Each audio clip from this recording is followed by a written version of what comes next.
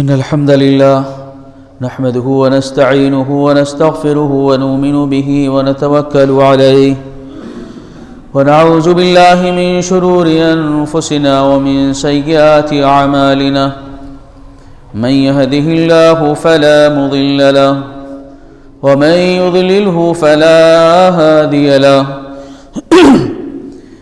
وأشهد أن لا إله إلا الله وأشهد أن محمدًا عبده ورسوله أما بعد فإن خير الحديث كتاب الله وخير الهدي هدي محمد صلى الله عليه وسلم وشر الأمور محدثاتها وكل محدثة بدعة وكل بدعة ضلالة وكل ضلالة في النار فأعوذ بالله السميع العليم من الشيطان الرجيم بسم الله الرحمن الرحيم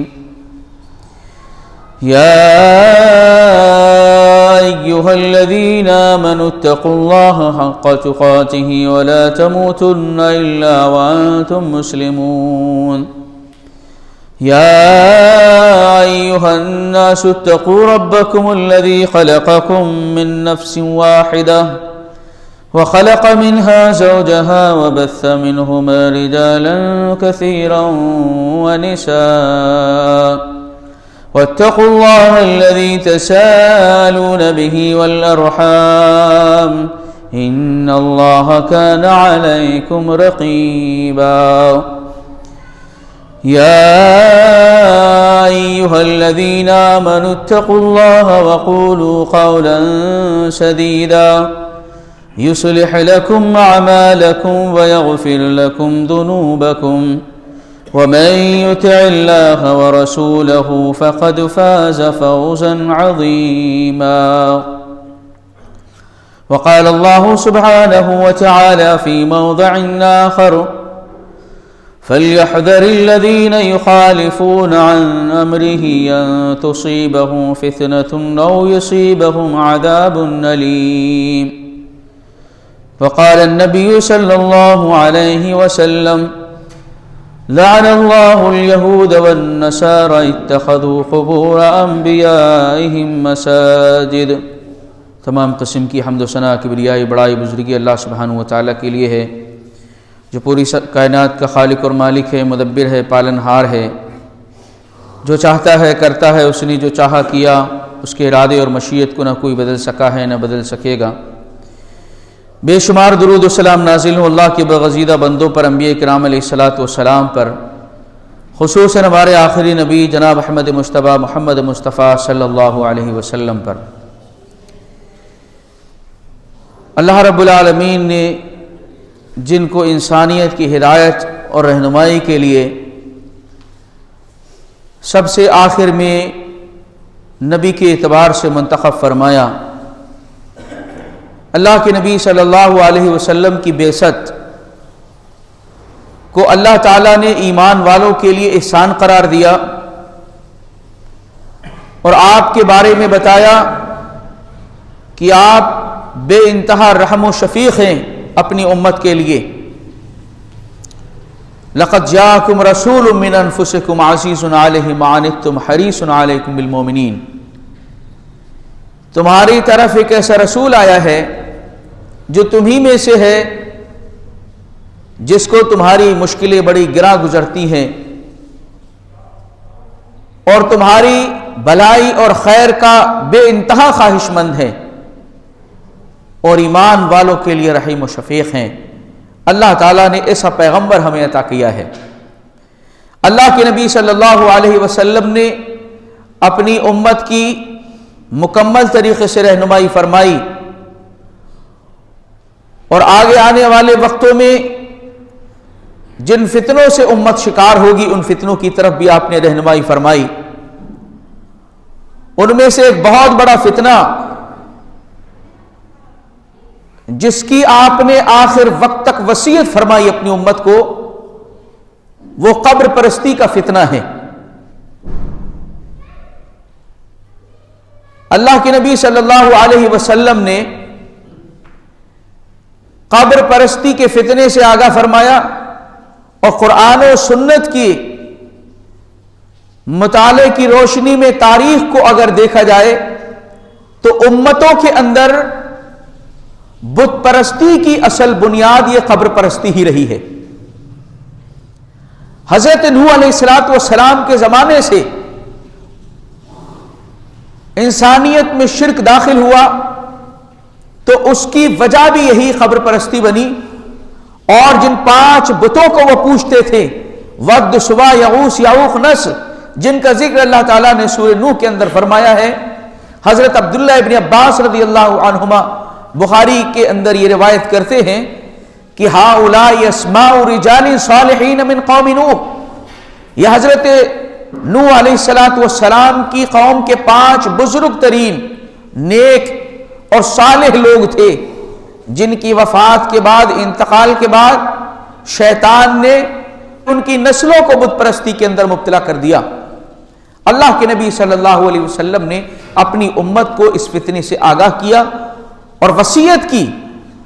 چند ایک احادیث میں آپ کے سامنے اس حوالے سے رکھنا چاہوں گا کہ اللہ کے نبی صلی اللہ علیہ وسلم نے جس فتنے کے سلسلے میں اتنی کثرت کے ساتھ روایتیں بیان فرمائی اور امت کو ڈرایا، اس کی ہلاکت اور بربادی سے امت کو آگاہ کیا، لیکن آج ہم دیکھ رہے ہیں کہ معاشرہ پوری طریقے سے قبر پرستی کے اندر مبتلا ہے، مزار پرستی میں مبتلا ہے امت کو، حالانکہ نبی پاک صلی اللہ علیہ وسلم پہلے ہی رہنمائی کر چکے ہیں۔ اللہ کے نبی صلی اللہ علیہ وسلم کے ایک صحابی حضرت جندب بن عبداللہ رضی اللہ تعالیٰ عنہ کہتے ہیں، سمعت رسول اللہ صلی اللہ علیہ وسلم قبل ان یموت وهو یقول، یعنی جس مرض میں آپ کی وفات ہوئی، اپنی وفات سے تقریباً 5 دن پہلے اللہ کے نبی صلی اللہ علیہ وسلم کو انہوں نے سنا، آپ فرما رہے تھے، الا ان من کان قبلکم کانوا یتخذون قبور انبیائہم وصالحیہم مساجدا، کہ اس بات سے تم آگاہ ہو جاؤ کہ تم سے پہلے کے لوگوں نے اپنے انبیاء کی اور اپنے صالحین کی قبروں کو مسجدیں بنا لیا، سجدہ گاہ بنا لیا۔ الا فلا تتخذوا القبور مساجدا، آگاہ ہو جاؤ کہ تم قبروں کو مسجدیں نہ بنانا، قبروں پر مسجدیں تعمیر نہ کرنا، قبروں پر سجدے نہ کرنا۔ انی انہاکم عن ذلک، میں تمہیں اس سے روک رہا ہوں، باز رکھنے کی تلقین کر رہا ہوں۔ اللہ کے نبی صلی اللہ علیہ وسلم نے قبروں کے اوپر سجدہ کرنا، قبروں کی طرف رخ کر کے نماز پڑھنا، قبروں پر مساجد کی تعمیر کرنا، ان ساری چیزوں سے امت کو منع کیا۔ حضرت عائشہ رضی اللہ تعالی عنہ، حضرت عبداللہ ابن عباس رضی اللہ عنہما کہتے ہیں کہ لما نزل برسول اللہ صلی اللہ علیہ وسلم، اس بیماری کا، ان آخری ایام کا تذکرہ کر رہے ہیں جن میں آپ صلی اللہ علیہ وسلم کی وفات ہوئی، آپ دنیا سے رخصت ہوئے۔ آپ صلی اللہ علیہ وسلم کے سلسلے میں کہتے ہیں کہ طفق یطرح خمیصۃ لہ علی وجہہ وإذا اغتم کشفها، جب اللہ کے نبی صلی اللہ علیہ وسلم کے اوپر چادر پڑی ہوئی تھی، آپ کو بے چینی ہو رہی تھی، جب آپ دیکھتے کہ سانس گھٹ رہی ہے تو آپ اس کو چادر کو ہٹا دیتے تھے، پھر کبھی اس کو اوڑھ لیتے تھے۔ ایسی حالت میں وَهُوَ كَذَلِكَ يَقُولُ، آپ فرما رہے تھے لعنت اللہ علی الیہود والنصارى اتخذوا قبور انبیائہم مساجد یحذر ما صنعوا، کہ یہود و نصارہ پر اللہ کی لعنت ہو کہ انہوں نے اپنے انبیاء کی قبروں پر مسجدیں بنا لیا۔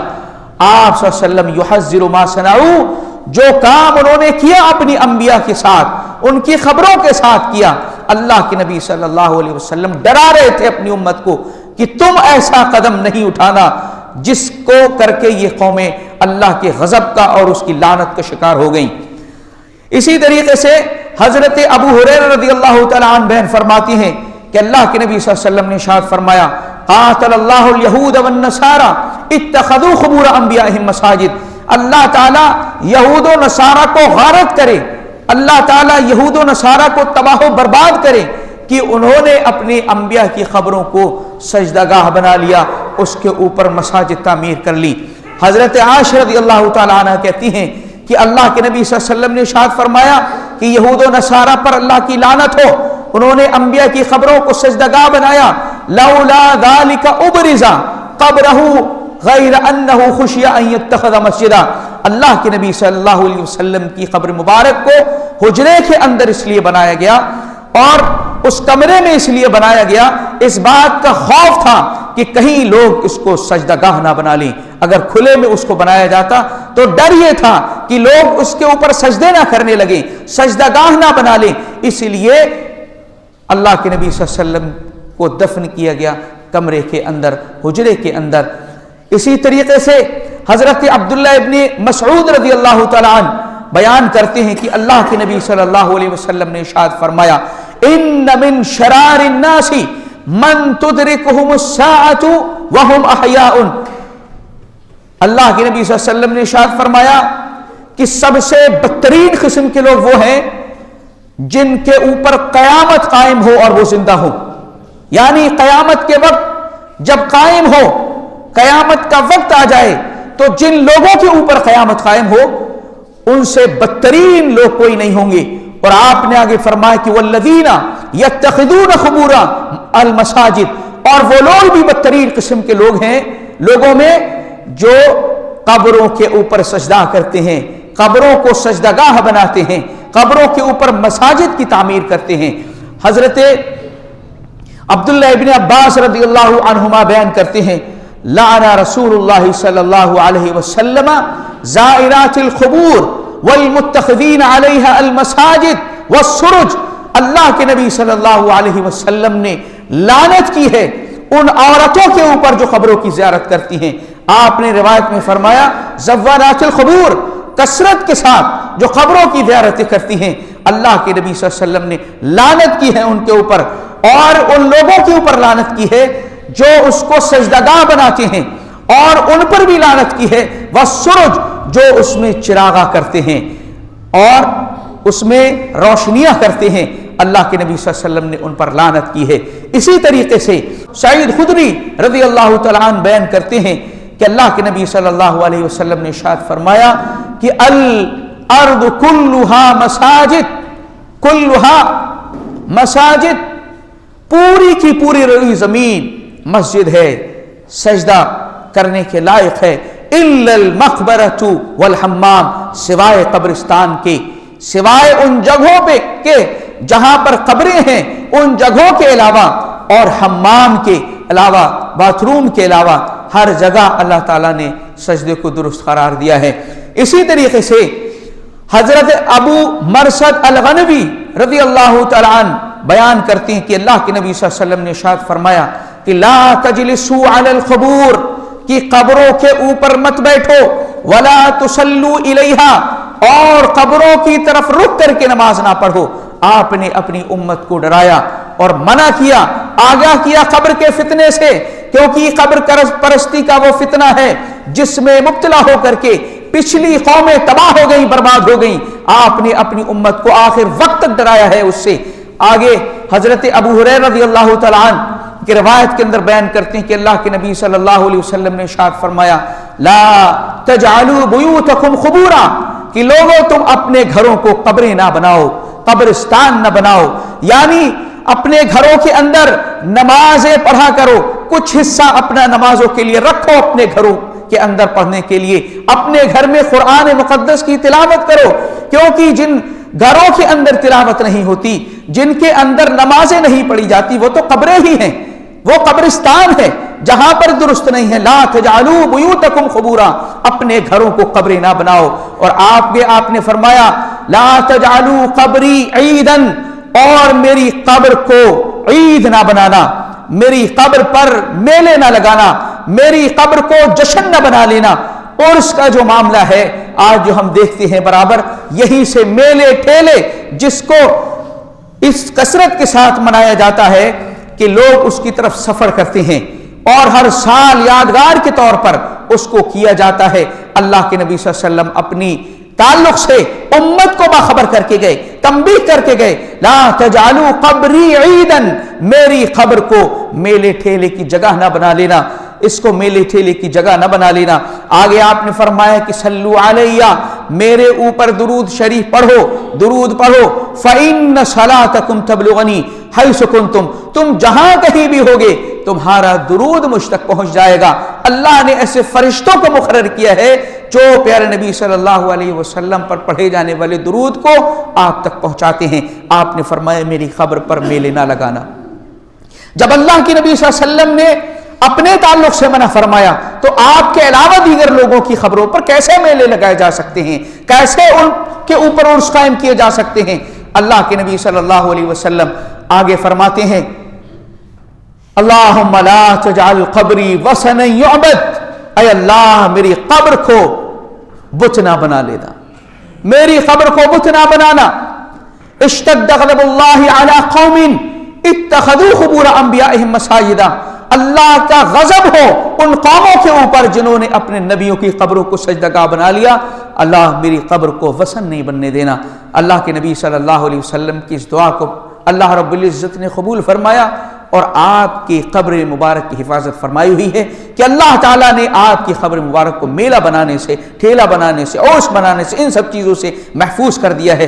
اسی طریقے سے حضرت عائشہ رضی اللہ تعالیٰ عنہ بیان کرتی ہیں اللہ کے نبی صلی اللہ علیہ وسلم کا آخری وقت ہے، حضرت ام سلمہ اور ام حبیبہ رضی اللہ تعالیٰ عنہما نے تذکرہ کیا کہ جب وہ حبشہ گئی تھی تو وہاں پر کنیساؤں کو انہوں نے دیکھا اور ان کنیساؤں کے اندر جو تصاویر تھیں ان کا تذکرہ اور ان کی خوبصورتی کا اللہ کے نبی صلی اللہ علیہ وسلم کے سامنے انہوں نے ذکر کیا تو آپ صلی اللہ علیہ وسلم ارشاد فرماتے ہیں اولئک اذا مات فیہم العبد الصالح او الرجل الصالح بنوا علی قبرہ مسجدا۔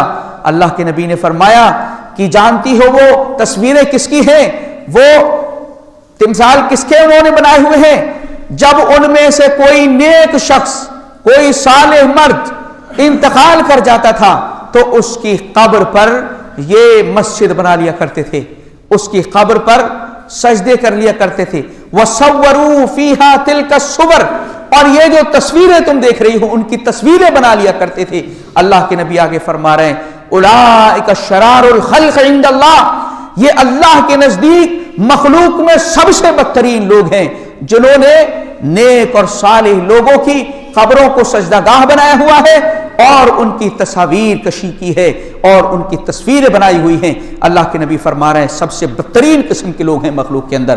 حضرت علی رضی اللہ تعالیٰ عنہ ابو الحیاج الاسدی کو کہتے ہیں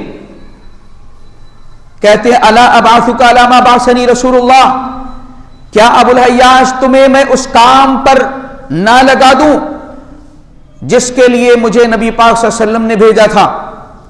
آپ نے مجھے حکم یہ دیا اللہ تدع تمثالا الا تمستہ ولا قبرا مشرفا الا سویتہ۔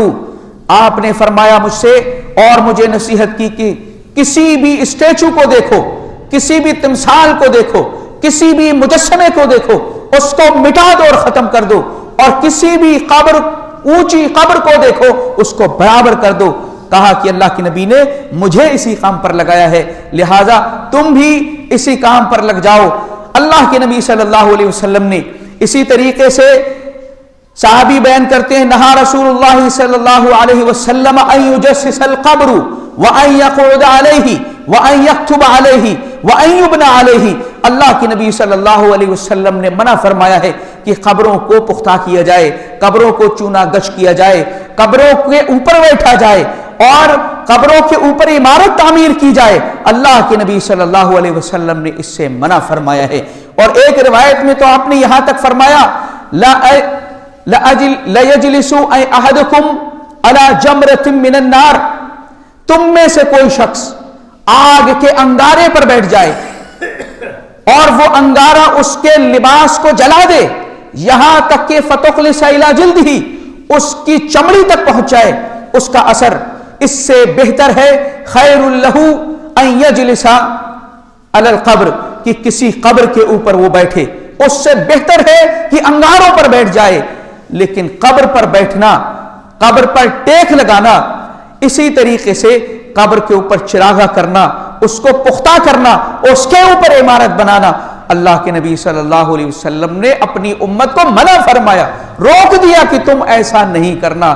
اسی طریقے سے ایک صحابی حضرت قیس بن سعد، اس حدیث کے اندر آپ دیکھیں سجدہ نہ تو زندہ کے لیے اور نہ ہی کسی مرے ہوئے کی اور کسی قبر کے اوپر۔ اس حدیث کی روشنی میں دونوں چیزیں آپ کے سامنے آئیں گی۔ اللہ کے نبی صلی اللہ علیہ وسلم کے صحابی قیس بن سعد اللہ کے نبی کی خدمت میں آتے ہیں اور اپنے ہیرا جب گئے تھے اس کا تذکرہ کرتے ہیں کہ اللہ کے نبی میں ہیرا گیا تو وہاں پر میں نے دیکھا کہ لوگ اپنے سرداروں کو سجدہ کرتے ہیں، تو میرے دل میں وہیں سے ایک بات گر کر گئی، میرے دل میں تمنا پیدا ہوئی کہ میں جب بھی جاؤں گا تو اللہ کے نبی صلی اللہ علیہ وسلم کو سجدہ کروں گا اور آپ صلی اللہ علیہ وسلم اس کے زیادہ مستحق ہیں۔ آپ کی خدمت میں آئے اور کہا اللہ کے نبی صلی اللہ علیہ وسلم میں نے ایسا ایسا دیکھا ہے، وہاں پر وہ اپنے سرداروں کو سجدہ کرتے ہیں۔ وَأَنْتَ يَا رَسُولَ اللَّهِ أَحَقُّ أَن تَسْجُدَ لَكَ، اور آپ سب سے زیادہ اللہ کے نبی اس بات کے مستحق ہیں، حق رکھتے ہیں کہ ہم آپ کو سجدہ کریں۔ لوگ اپنے بادشاہوں کو کر رہے ہیں، سرداروں کو کر رہے ہیں، بڑوں کو کر رہے ہیں، آپ اس بات کے زیادہ مستحق ہیں اللہ کے نبی۔ آپ صلی اللہ علیہ وسلم نے ایک سوال پوچھا ان سے، أَرَأَيْتَ لَوْ مَرَرْتَ قَبْرِي أَن تَسْجُدَ لَهُ، کہ اگر تم میری قبر کے پاس سے گزرتے تو کیا تم اس کو سجدہ کرتے؟ صحابی نے کہا لا، نہیں اللہ کے نبی۔ صحابہ کی تربیت اللہ کے نبی نے کی۔ صحابہ بھی اس بات کو کہہ رہے ہیں کہ قبر کے آپ کی بھی قبر کے پاس سے گزر کے جاتے ہم تو سجدہ نہیں کریں گے۔ تو آپ نے فرمایا فلا تفعلوا، تو تم اب بھی نہ کرو۔ اور آپ نے فرمایا کہ لو کنت آمرا، اگر میں کسی کو سجدہ کرنے کے لیے کہتا کسی کے لیے تو لأمرت النساء، تو عورتوں کو حکم دیتا کہ وہ اپنے شوہروں کو سجدہ کریں۔ لما جعل اللہ لہم علیہن من الحق، شوہروں کا جو حق عورتوں کے اوپر ہے اس کی وجہ سے اگر میں سجدہ کرنے کا کسی کو حکم دیتا تو عورتوں کو حکم دیتا کہ وہ اپنے شوہروں کو سجدہ کریں۔ اس لیے سجدے کی اجازت کسی کے لیے نہیں ہے۔ اللہ کے نبی صلی اللہ علیہ وسلم باحیات ہیں، آپ کو سجدہ کرنے کی بات صحابی نے کہی، آپ نے روک دیا۔ اور قبر کے سلسلے میں بھی جب آیا کہ میری قبر کے پاس سے اگر گزرو گے تب بھی کرو گے، کہا نہیں اللہ کے نبی، تو کہا آج بھی تم نہیں کرو گے۔ اس کا مطلب قبریں بھی سجدہ کرنے کے لیے نہیں بنی۔ اللہ نے اس قبر پرستی کے، اللہ کے نبی نے قبر پرستی کے فتنے سے ڈرایا، اپنی امت کو آگاہ کیا کہ قبر پرستی کا یہ فتنہ وہ ہے، پچھلی قومیں ہلاک ہو گئیں، تباہ و برباد ہو گئیں، لہٰذا تم اس سے بچ کر کے رہنا۔ تقریباً 15 حدیث روایت میں نے آپ کے سامنے بیان کی ہیں، 14-15، ان سب میں اللہ کے نبی صلی اللہ علیہ وسلم اپنی امت کو آگاہ کر رہے ہیں کہ قبر کے فتنے سے اپنے آپ کو بچا لینا، کیونکہ قبر کا فتنہ ہی دراصل بت پرستی کا فتنہ ہے۔ اس کی بنیاد بت پرستی کی یہیں سے شروع ہوتی ہے، کیونکہ قبر پرستی میں مبتلا ہو کر کے پچھلی قومیں تباہ و برباد ہو گئی ہیں۔ تمہارے لیے آخر وقت میں بھی اللہ کے نبی صلی اللہ علیہ وسلم آپ اس بیماری میں جس میں آپ کی وفات ہوئی ہے، بے چینی کی حالت ہے، لیکن آپ اس قسم کے الفاظ اپنے زبان سے آپ نکالتے اور نصیحت کرتے ہیں، وصیت کرتے ہیں امت کو کہ قبروں کو سجدہ کا نہ بنانا، میں اس سے منع کرتا ہوں تمہیں، لعنت ہے یہود و نصارہ پر جنہوں نے یہ عمل کیا ہے، تم اپنے آپ کو بچا کر کے رکھنا۔ ان حدیث کی روشنی میں ہم اپنے معاشرے کو دیکھیں، ہمارے معاشرے میں قبروں کے ساتھ کیا کچھ ہے جو نہیں ہو رہا ہے۔ آپ نے اپنی امت کو کیوں ڈرایا، کیوں آگاہ کیا قبر کے فتنے سے؟ کیونکہ قبر کا فتنہ بت پرستی کے اندر مبتلا کرتا ہے، شرک کے اندر بندہ مبتلا ہو جاتا ہے۔ آپ برابر نصیحت کر کے گئے ہیں اپنی امت کے لیے کہ قبر کے فتنے سے دور رہنا، لیکن آپ نے جس وجہ سے منع کیا آج ہم اس کا مشاہدہ کر رہے ہیں۔ کون سی برائی اور گمراہی ہے جو ان قبروں کے اوپر نہیں ہو رہی ہے، قبرستانوں میں نہیں ہو رہی؟ آپ نے کہا کہ ان پر عمارت نہیں بنانا، عمارتیں بنی ہوئی ہیں، چراغاں ہو رہا ہے، منع کیا ہے آپ نے۔ قبروں کے ساتھ کیا کچھ ہو رہا ہے، بوسہ ان کو دیا جا رہا ہے، رنگ روغن کیا جا رہا ہے، ان کے اوپر غلاف چڑھائے جا رہے ہیں، ان کی بناوٹ، سجاوٹ، صفائی، ان ساری چیزوں کا اہتمام کیا جا رہا ہے، اور اسی طریقے سے ایسے عقیدے ان کے تعلق سے گڑھ لیے گئے، وہاں پر عبادتیں انجام دی جا رہی ہیں، ان کو پکارا جا رہا ہے، ان قبروں کا طواف کیا جا رہا ہے اور ان قبروں کی مٹی کو بطور تبرک استعمال کیا جا رہا ہے۔ کون سی گمراہی ہے جو اس امت کے اندر ان قبر کے حوالوں سے نہیں آئی ہوئی ہے؟ کیونکہ آپ نے اسی وجہ سے امت کو آگاہ کیا تھا کہ قبروں کا فتنہ بت پرستی تک انسان کو لے جا کر کے ختم کرے گا۔ آپ یہ دیکھیں، لوگ کہتے ہیں یہ قبریں ہیں، قبر بھی بت بنتی ہے۔ اللہ کے نبی صلی اللہ علیہ وسلم نے اپنے تعلق سے کیا فرمایا؟ رب سے دعا کرتے ہوئے، اللہم لا تجعل قبری وثنا یعبد، اللہ میری قبر کو بت نہ بننے دینا۔ بت، وثن آپ نے لفظ استعمال کیا ہے۔ اور آپ نے ایک حدیث میں فرمایا کہ لا تقوم الساعۃ حتی تلحق قبائل امتی بالمشرکین، قیامت اس وقت تک قائم نہیں ہو سکتی جب تک کہ میری امت کے خوش قبیلے مشرکین کے ساتھ نہ مل جائیں۔ وحتی تعبد قبائل من امتی بالمشرکین الاوثان، آپ نے وہاں پر اوثان وثن کا لفظ استعمال کیا ہے، یہاں تک کہ بتوں کی عبادت نہ شروع ہو جائے تب تک کہ قیامت نہیں آئے گی۔ اس کا مطلب یہ ہے بت وثن، قبر پرستی یہ وثن پرستی ہے، قبر پرستی یہ وثن پرستی ہے، اور وثن پرستی یہ بت پرستی ہے۔ اللہ کے نبی صلی اللہ علیہ وسلم اپنی امت کو اس سے آگاہ کر کے گئے ہیں کہ انسان کو بت پرستی کے اندر یہ مبتلا کر کے چھوڑے گی۔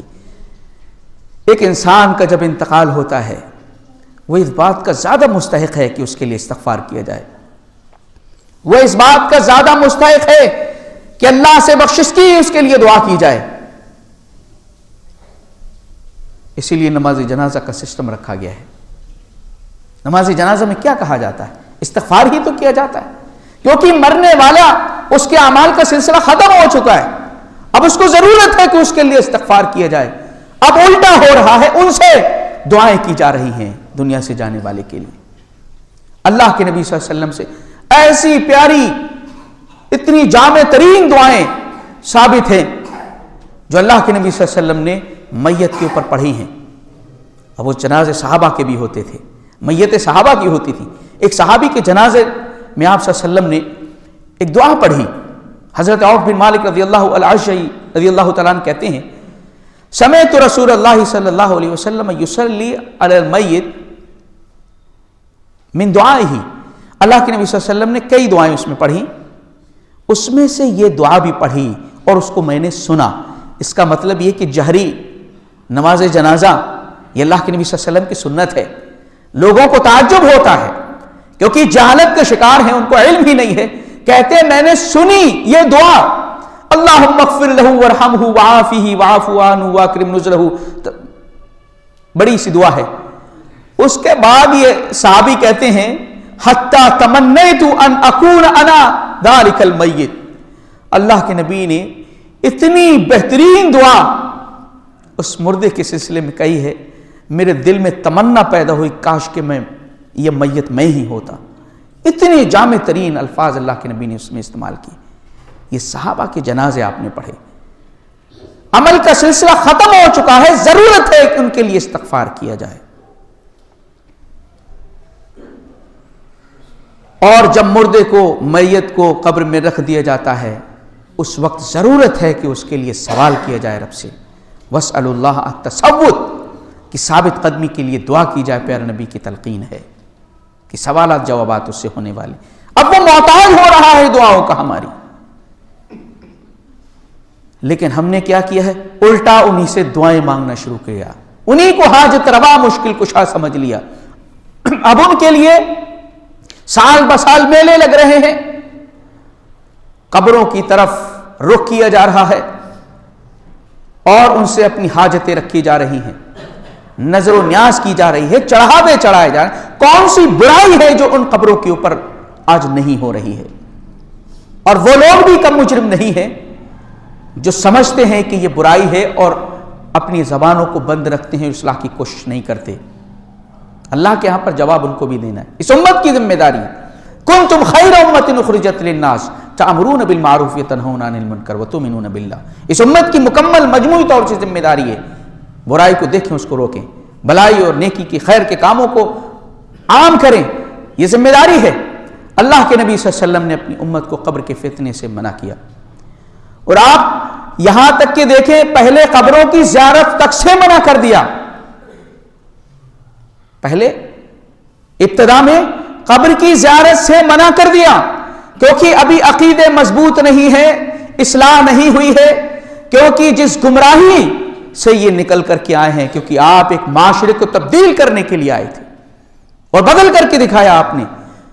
اس معاشرے کی اصلاح قبروں کے تعلق سے, قبر پرستی کے فتنے کے تعلق سے آپ کا اقدام اس میں یہ رہا کہ آپ نے قبروں کی زیارت تک سے بھی روک دیا.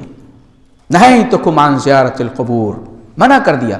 لیکن جب عقیدے مضبوط ہو گئے, دین اسلام اللہ کا دین یہ سینوں میں راسخ ہو گیا, عقیدوں میں مضبوطی آ گئی, اللہ کے نبی صلی اللہ علیہ وسلم نے, کیونکہ ان قبروں کے ذریعے سے بھی آخرت کی یاد اور اس کا بھی ایک فائدہ ہے.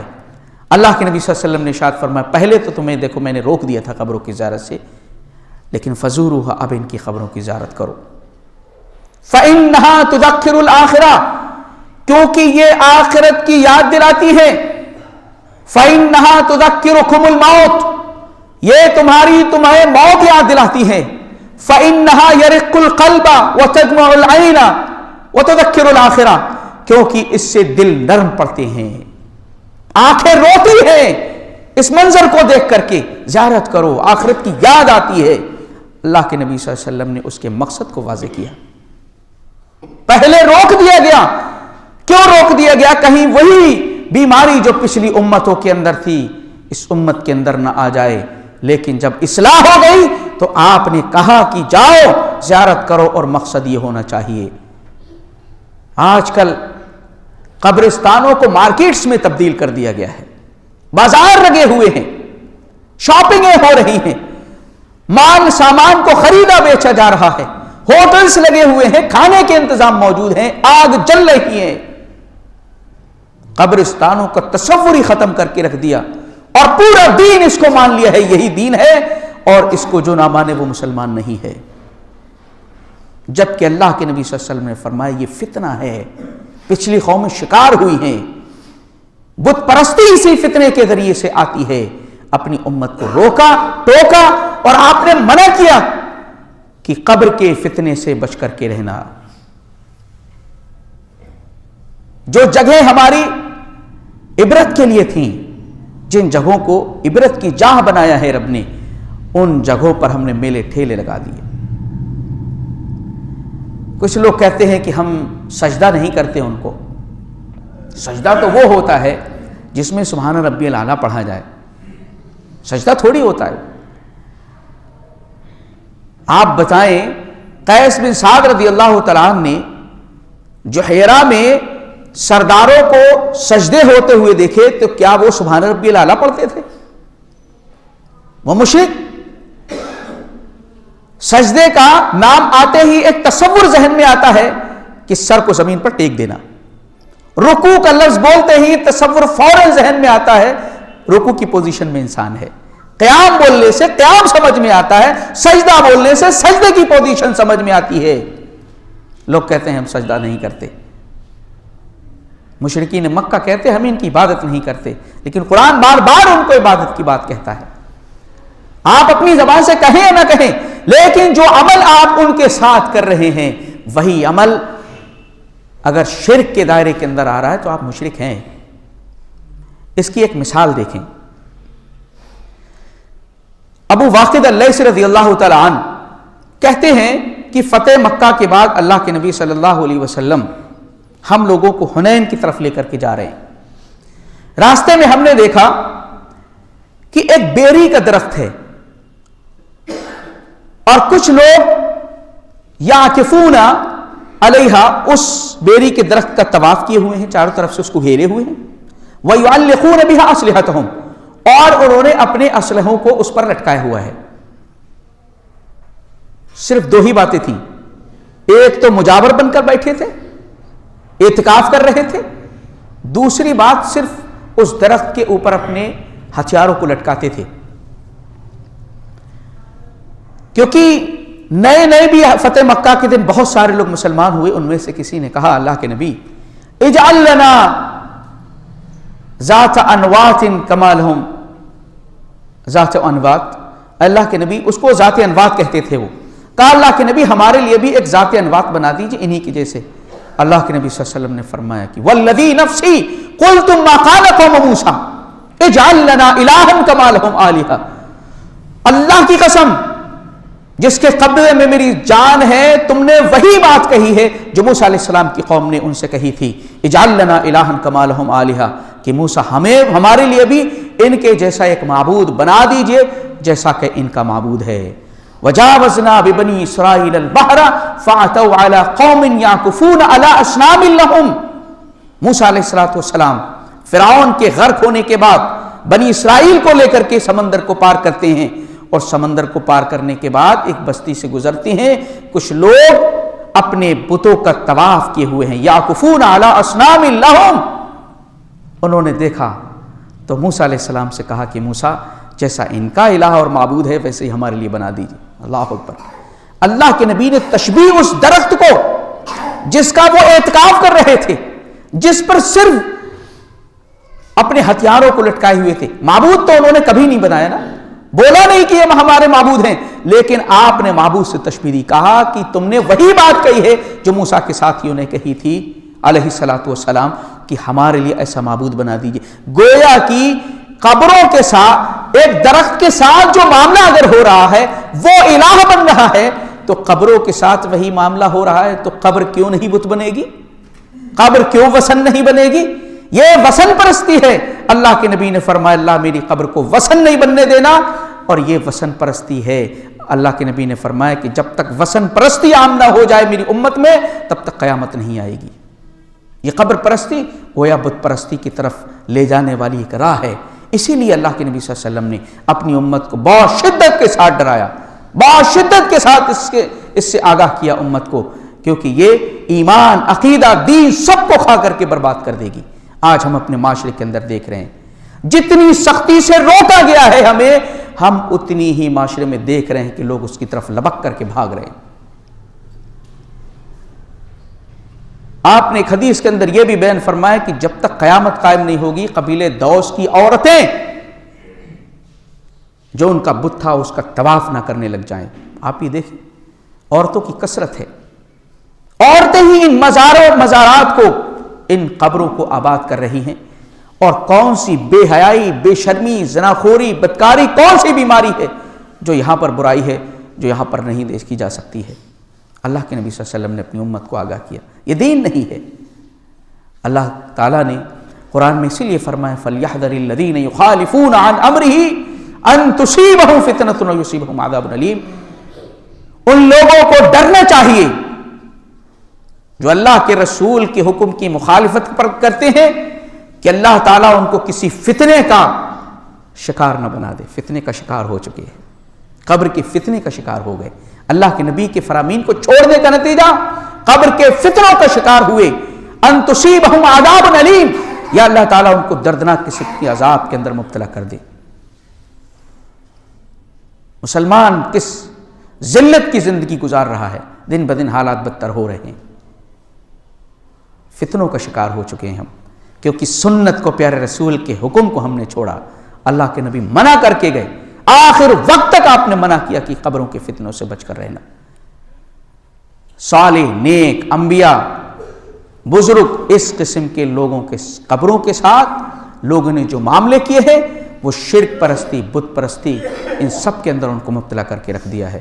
اگر اپنے ایمان اور عقیدے کی اصلاح چاہتے ہو تو اللہ کے نبی نے امت کو رہنمائی کی ہے کہ قبروں کے فتنوں سے دور رہیں۔ آج عمارتیں بنی ہوئی ہیں، ان کے اوپر سجاوٹیں ہو رہی ہیں، مزار کی شکل دے دی گئی ہے۔ اب کوئی اس کے بعد بھی الٹی سیدھی بات لے کر کے ثابت کرنے کی بات کہے، تقریباً 14-15 حدیثیں میں نے آپ کے سامنے رکھی، جن میں سب میں اللہ کے نبی صلی اللہ علیہ وسلم نے قبر کے فتنے سے آگاہ کیا ہے۔ تو یہ ساری باتیں بے معنی ہو کر کے رہ جاتی ہیں اگر آپ اپنی اس گمراہی کو الٹی سیدھی ثابت کرنے کی کوشش کریں گے، لیکن ہوتی نہیں ہے، زبردستی کیا جاتا ہے، تو ان ساری حدیثیں بے معنی ہو کر کے رہ جاتی ہیں جو اللہ کے نبی صلی اللہ علیہ وسلم اپنی امت کو آخر وقت تک ڈراتے ہوئے گئے۔ اس لیے آج ہم جو معاشرے میں دیکھ رہے ہیں، اللہ سے پناہ طلب کریں اور اس فتنے کو روکنے کی کوشش کریں۔ ہم میں سے ہر شخص اس بات کا ذمہ دار ہے کہ اللہ کے نبی صلی اللہ علیہ وسلم کی، اللہ کے دین کی جو بھی بات ہمیں معلوم ہے اس تعلق اس کو بیان کریں، روکنے کی کوشش کریں، اسی میں ہماری خیر ہے، ہماری صلاح فلاح ہے، اور اللہ کے یہاں پر ہم جواب دہی سے بچ سکتے ہیں۔ اللہ رب العزت و مولا کریم نے عمل کی توفیق عطا فرما۔ مولا کریم جب تک ہم اس دنیا کے اندر ہیں اسلام پر زندہ رہیں، جو ہمارا خاتمہ ہو ایمان پر ہو، آمین، تقبل یا رب العالمین۔